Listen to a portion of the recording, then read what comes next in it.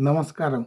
ఈ దేశానికి నేత కాదు, ప్రజాహితం కోరే నీతి కావాలి అని మనం అంటున్నాం. ఎందుకంటే భారత్ అనే దానికి నిర్వచనం చెప్పుకోవాలంటే ఇలా ఉంటుంది.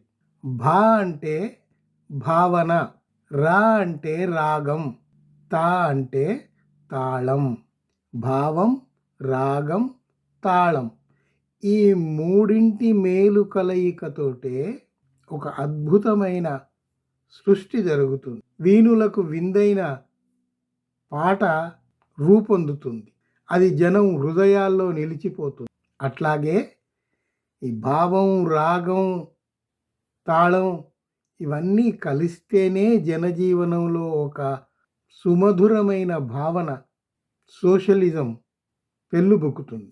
ఈ మాట చెప్పింది ఎవరు? ఈ నిర్వచనం ఇచ్చింది మార్క్సిస్ట్ నేత సీతారాం యేచూరి గారు. ఇప్పుడు మనకు అర్థం కావాల్సింది ఏమిటంటే, మరి ఈ లోతైన గాఢమైన భావనతో అధికారంలో ఉన్న పార్టీ ఉందా? ఉంటే ఇలాంటి పనులు చేస్తుందా అనేది సామాన్యుడు ప్రశ్నిస్తున్నాడు. ఉదాహరణకు ఇటీవల జరిగిన ఒక ఉదంతం చూద్దాం. ఎలక్టోరల్ బాండ్స్ గుట్టు బయటపడింది. అధికారంలో ఉన్న పార్టీ ఎంత అవినీతిలో కూరుకుపోయిందనేది ప్రజలకు తెలిసిపోయింది.